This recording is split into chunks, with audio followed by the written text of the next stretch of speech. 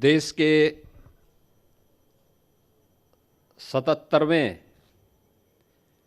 गणतंत्र दिवस के अवसर पर मैं उत्तर प्रदेश के सभी नागरिकों को हृदय से बधाई देता हूं।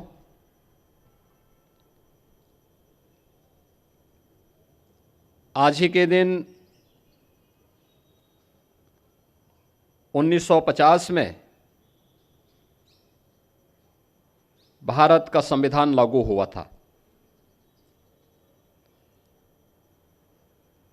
76 वर्ष की इस यात्रा में अनेक उतार चढ़ाव हमारे इस संविधान ने देखे हैं, लेकिन इस सब के बावजूद एक भारत श्रेष्ठ भारत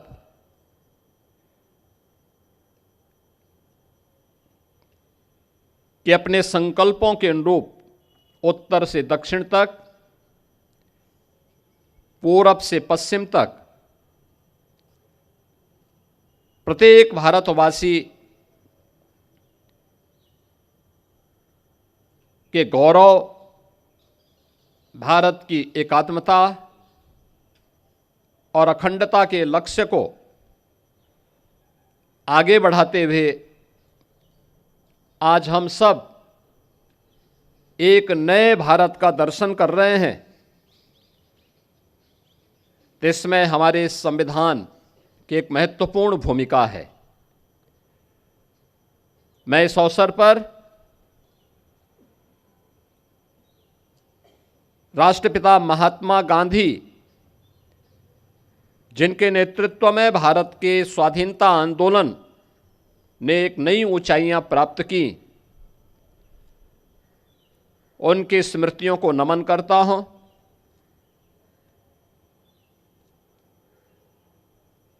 भारत के संविधान के सभा के अध्यक्ष, गणतंत्र भारत के प्रथम राष्ट्रपति डॉक्टर राजेंद्र प्रसाद जी, भारत के संविधान के शिल्पी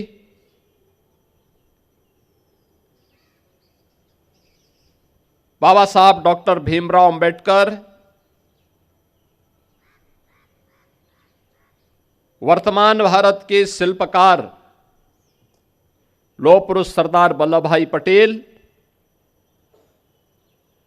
क्रांतिकारियों के सिरमौर नेताजी सुभाष चंद्र बोस समेत भारत माता के उन महान सपूतों को, जिन्होंने देश की आज़ादी के लिए अपना सर्वस्व न्यौछावर किया, इस आंदोलन में बढ़ चढ़ करके भाग लेकर के देश की आज़ादी को सुनिश्चित किया और स्वतंत्र भारत में देश की सुरक्षा के लिए, आंतरिक और बाह्य सुरक्षा के लिए अपने आप को बलिदान किया है। ऐसे भारत माता के सभी ज्ञात अज्ञात सपूतों के प्रति विनम्र श्रद्धांजलि अर्पित करते हुए उनकी स्मृतियों को मैं नमन करता हूं। हम सब जानते हैं कि 1947 में 15 अगस्त के दिन देश आजाद होता है। उससे पहले भारत के संविधान सभा के निर्वाचन संपन्न हो चुके थे। डॉक्टर राजेंद्र प्रसाद जी के नेतृत्व में भारत के संविधान सभा के निर्माण के उपरांत 26 नवंबर 1949 को भारत ने अपने संविधान को अंगीकार किया। आज पूरा देश 26 नवंबर की तिथि को संविधान दिवस के रूप में आयोजित करता है। हर भारतवासी का दायित्व बनता है कि हम अपने संविधान के प्रति पूरी श्रद्धा और पूरे समर्पण भाव के साथ कार्य करें, क्योंकि सम और विषम परिस्थितियों में भारत का ये संबल बना है। भारत के संविधान की ये पंक्तियां कि हम भारत के लोग, हर भारतवासी के लिए एक नई प्रेरणा है कि भारत के संविधान का संरक्षक, असली संरक्षक अगर कोई है तो भारत का नागरिक है। उस भारत के नागरिक के प्रति हरेक संस्था को, हरेक नागरिक को, हरेक मंत्रालय और विभागों को अपनी जवाबदेही को सुनिश्चित करना होगा और यह संविधान के प्रति हमारे समर्पण के भाव को भी व्यक्त करता है। हम सब इस बात को जानते हैं कि जब भी हम संविधान की मूल भावनाओं का अनादर करते हैं तो वास्तव में भारत माता के उन महान सपूतों का, जिनके बल पर, जिनके दम पर यह देश स्वतंत्र हुआ, हम उनका अनादर भी करते हैं। यह अनादर भारत के संविधान का नहीं बल्कि भारत के उन महान पुरुषों का अपमान है जिनके बल पर यह देश स्वतंत्र हुआ। और इसलिए हर नागरिक का यह दायित्व बनता है कि वह संविधान के प्रति पूरी श्रद्धा और समर्पण भाव के साथ कार्य करें। यह हमारे लिए एक पवित्र दस्तावेज है जो हर विपरीत परिस्थितियों में हमारा मार्गदर्शक होगा। भारत को एकता और अखंडता के सूत्र में बांधने से लेकर के देश के अंदर न्याय, बंधुता और समता के एक भाव को प्रत्येक नागरिक तक लागू करने के सपने, इस अभियान को निरंतर आगे बढ़ाने के इस क्रम को हमें जारी रखना होगा। याद रखना, ये तीन शब्द भारत के संविधान के, न्याय, समता और बंधुता, हर नागरिक को बिना भेदभाव के न्याय मिले, देश के अंदर जाति, मत, मजहब, क्षेत्र और भाषा के आधार पर किसी प्रकार का भेदभाव न हो, परस्पर समता और बंधुता का यह माहौल पूरे देश के अंदर आगे बढ़ेगा तो भारत को विकसित भारत बनाने के प्रधानमंत्री मोदी जी के अभियान को कोई रोक नहीं सकता। विकसित भारत की संकल्पना हर भारतवासी के लिए गौरव का क्षण होना चाहिए, क्योंकि यह क्षण केवल देश की आर्थिक समृद्धि का मात्र नहीं, हर नागरिक की खुशहाली का दिन होगा। हर एक नागरिक के जीवन में कई गुना समृद्धि का दिन होगा, लेकिन इसका रास्ता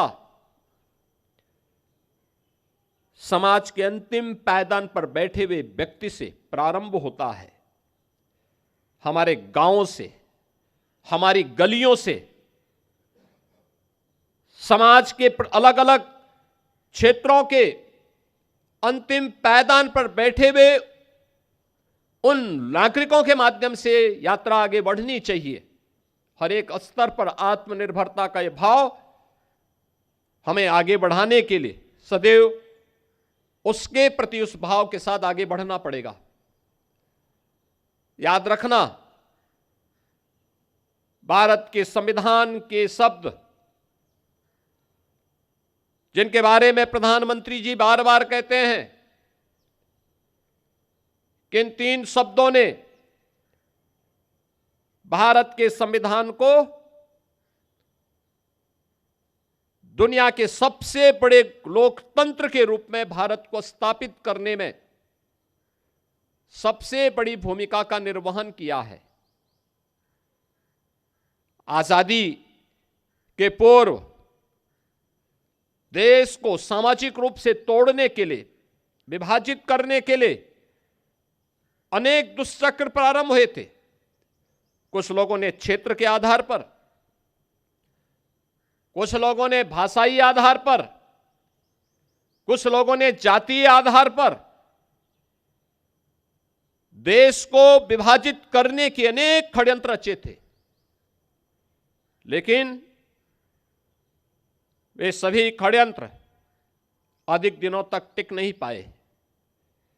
जब भी संविधान के मूल भाव को कमजोर करने की साजिश होती है तो आप इस बात को देखते होंगे कि कहीं ना कहीं से इस सुगबुगाहट भी शुरू हो जाती है, जो सुगबुगाहट वर्तमान में उन भावों को कमजोर करता है जो न्याय के सिद्धांतों के विपरीत हो। भारत का संविधान व्यष्टि नहीं, समिष्टि के उस भाव के साथ हम सबको जोड़ने की एक नई प्रेरणा देता है। कोई व्यक्ति अगर यह कहता है कि मैं न्याय से ऊपर हूं, मैं संविधान से ऊपर हूं, मैं व्यवस्था से ऊपर हूं, तो मुझे लगता है कि वह भारत की संविधान की अवमानना कर रहा है।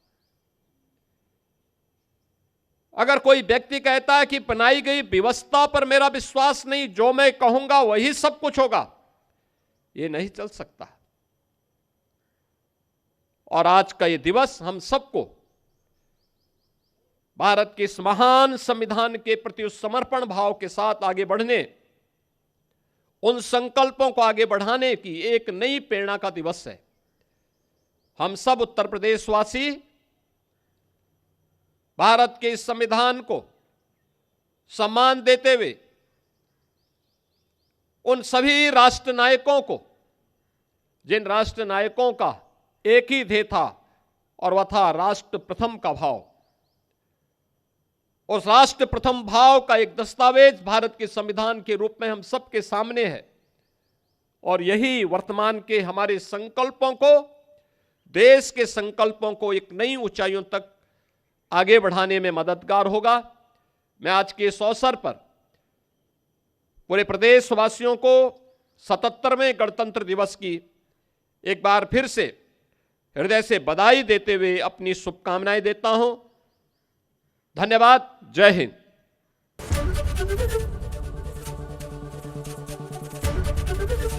एबीपी गंगा, खबर आपकी, जुबान आपकी।